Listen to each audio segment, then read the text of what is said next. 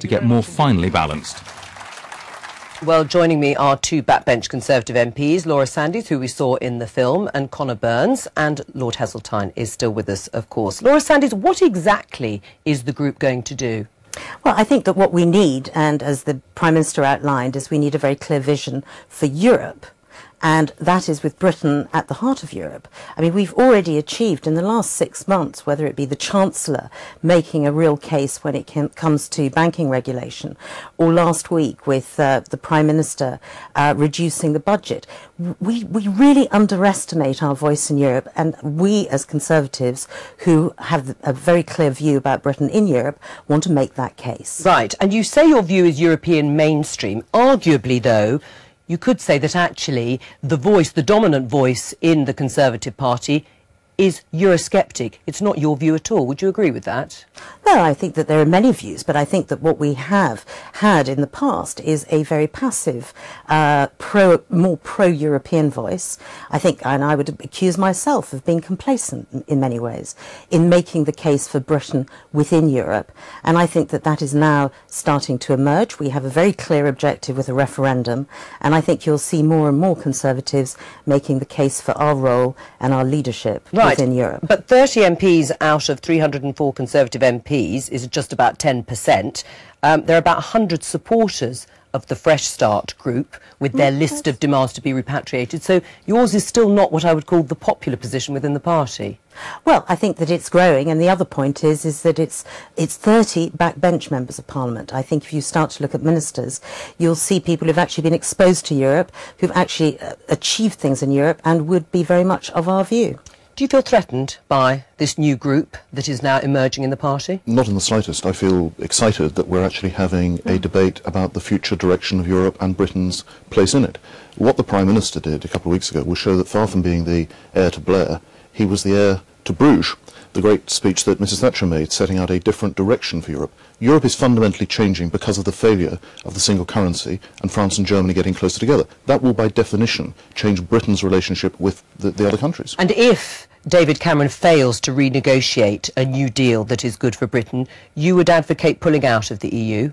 I don't think the Prime Minister will fail, and I think the budget negotiations actually show that the dynamic is changing. Because the Prime Minister was very clear, we were asked not to vote for the reduction in the budget. We did. The House of Commons sent a clear message. The Prime Minister went with that mandate and achieved the cut in the budget that people said he couldn't do. But it is clear that there is a risk to it. If he can't renegotiate that deal, will you advocate Britain pulls out of the EU? There is a risk to any negotiation. There was a risk to joining the single currency. Michael warned us that we would be calamitous for Britain if we didn't join the single currency. Thank goodness we didn't. What do you say to the view of Eurosceptics within the party who say if that deal cannot be renegotiated, then Britain should look for the exit? Well, there's nothing new in this European debate, and there were no new arguments. All the arguments I listen to are the ones I've listened to since the 50s and 60s. Except there's an offer on the table that actually you could vote to come out. Yes, but the Prime Minister, I think his own language, with all his heart, will argue to stay in, as will the other parties. And I think that will be the outcome. John Major's made a brilliant speech today in which he outlines the detail of the argument. And I think what Emma was saying about the battle being joined, that's good news.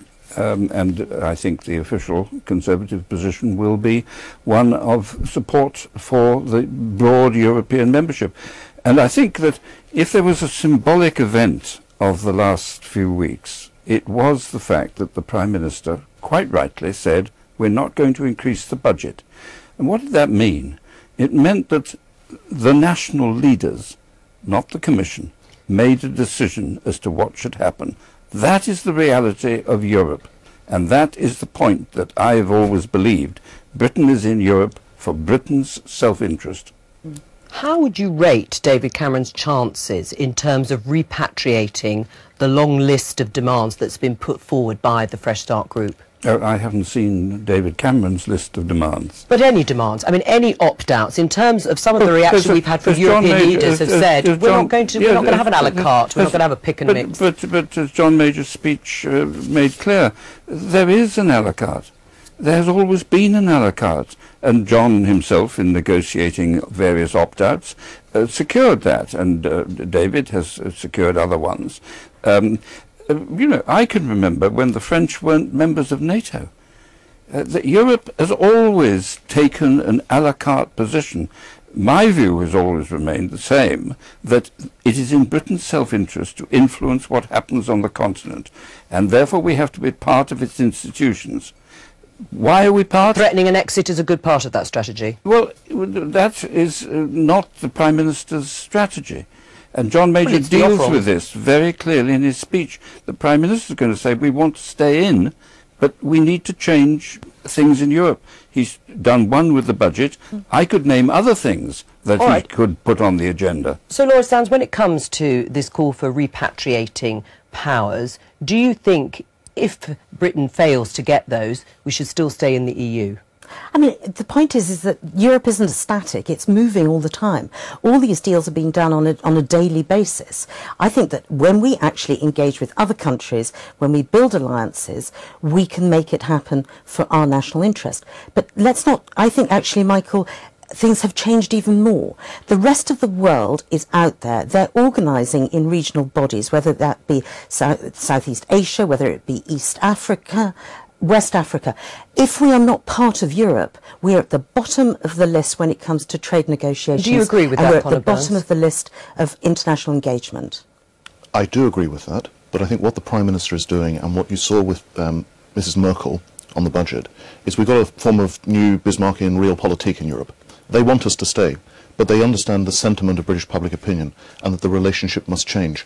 And that's why I'm confident that the Prime Minister will get what he asks for, and will be able to put the case for staying on a changed relationship to the British people and be successful. What about the group within the Conservative Party who will not be satisfied? There is a group within the Conservative Party who won't be satisfied with that. They feel that the Conservative Party should lead some sort of exit from the EU, that we would be better outside. How does David Cameron deal with them? They are a very loud voice within the Conservative Party. They're a very loud voice, but they're a very small number.